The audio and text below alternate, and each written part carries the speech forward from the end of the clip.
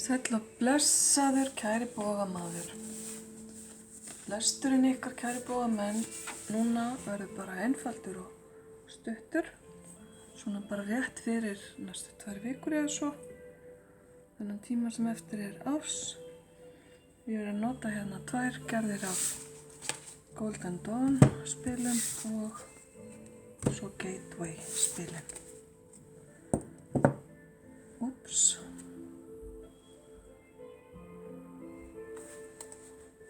Rekst þarna aðeins í kertið, kom sem betur fyrir ekki að sök.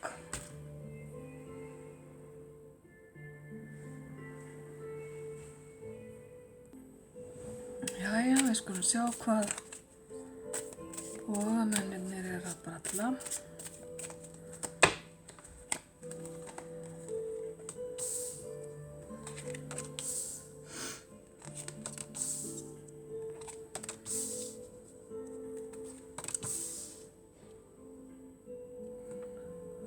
Reyna að ráða þessu þannig að þið sjáu þetta vel.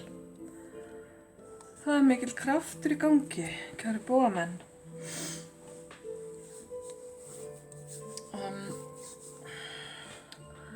Staðan ykkar þessa dagana virðist vera stöndug og góð, fjármálin í þokkalegu lagi og hugur ykkar er svolítið varðandi fjölskyldu og allt tengt því. Það gæti nú verið líka bara þessi tími jólana sem að stýrir því svolítið, en það er líka einhver uppbygging í gangi innan fjölskyldunar ykkar og breytingar sem að svona eru að settlast þessa dagana. Hérna kemur þetta fallega par í eldpar sem að gæti verið þú, kæri bogamaður, og einhver annar aðili í þínu lífi, sem að eru svona samstíga á næstu daga og komið hlutunum í verk með kröftugum hugmyndum og kröftugum framkvæmdum og tengist allt inn á heimili. Það getur líka tengst inn á vinnumál. Ef til vill eru einhverjir ykkar kæru bogamenn að vinna með maka eða öðrum aðila sem að er svona á sömu bylgjulengd og þið. Og framkvæmdir innan heimilisins eru svona að ná hámarki. Ef einhverju ykkar er að byggja eða smíða eða endurnýja, þá er svolítið kapp á núna að klára það.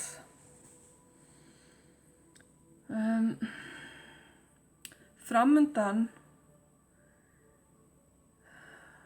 er tími fyrir ykkur þar sem að þið gefið ykkur tíma til að huga andlega þættinu varðandi jólin, sem er bara afskaplega gott.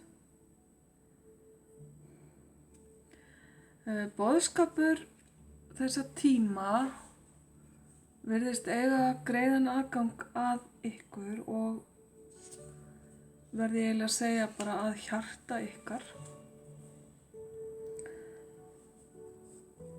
Þannig að það er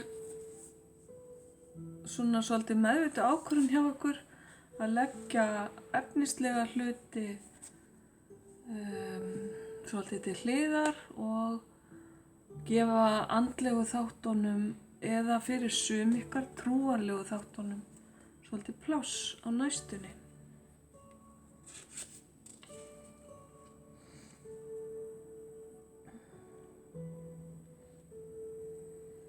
Einhver vonbrigði sé ég þó hérna fyrir ykkur, að hlutir séu kannski ekki alveg eins og þið myndu vilja,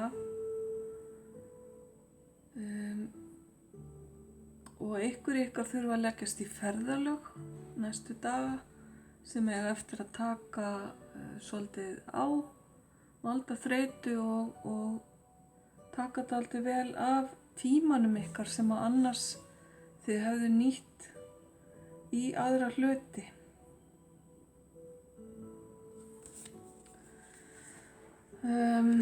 Það er bara misjafnt eftir ykkur sem einstaklingum, kæru bógamenn, hvort þið veljið að láta það koma ykkur úr jafnvægi eða ekki.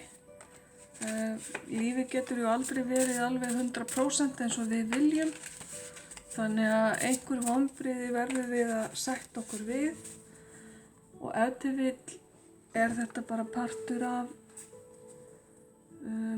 svona þroskaferli hjá okkur, að það er eitthvað varðandi næstu daga, svo ég reyni nú að svona skýra þetta út, og ég ætla að taka hérna spil til útskýringar líka.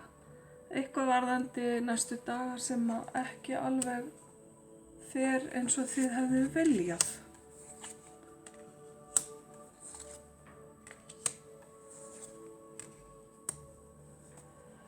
Ok.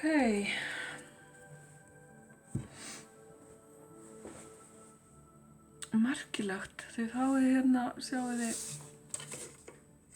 2 æðstupresta.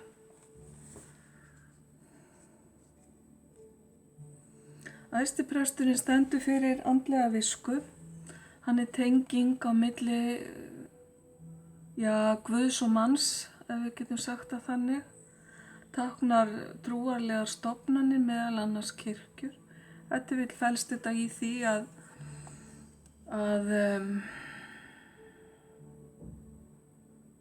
þið fáið ekki það sama út úr þessum trúarlega boðskapi sem að hefur verið í kringum jólin, og það er einhver vonbrigði þar varðandi kirkjuna eða þann boðskap sem þið heyrið þaðan. Enginn er hafinn yfir gagnrýni, en ég fæ ekki nánari útskýringar á því hvað þetta er, en þið kannski geymið þetta bara með ykkur og komist að því hvað þetta er með tímanum. Nám og kennsla kemur líka hérna með þessu spili, þannig að eins og ég sagði áðan, það er einhver lærdómur eða eitthvað sem að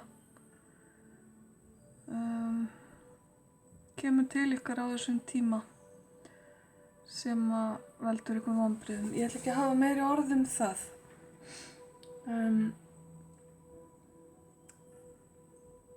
Það er aftur verið að benda hérna á efnislegan stöðuleika og það að hversu vel þið vandið til verka í öllu sem þið gerið.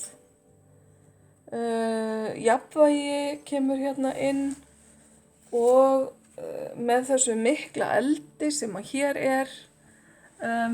er líka mikil ákveðni og staðfesta, og þetta fólk er ákveðið í því að standa fast á sínu og láta ekki segja sig fyrir verkum. Ef þið vill það þú, kæri bógamaður. Svo fáum við hérna lokaspilið sem að talar það að halda áfram bara í róliheitum, láta hlutina gerast með hægð, ekki að beita hörku, heldur frekar mýkt, og að gefa sér tíma núna jólin til að vera einn með sjálfu sér, njóta kyrrðar, njóta þagnar og finna kannski betur fyrir innri líðan heldur en oft áður.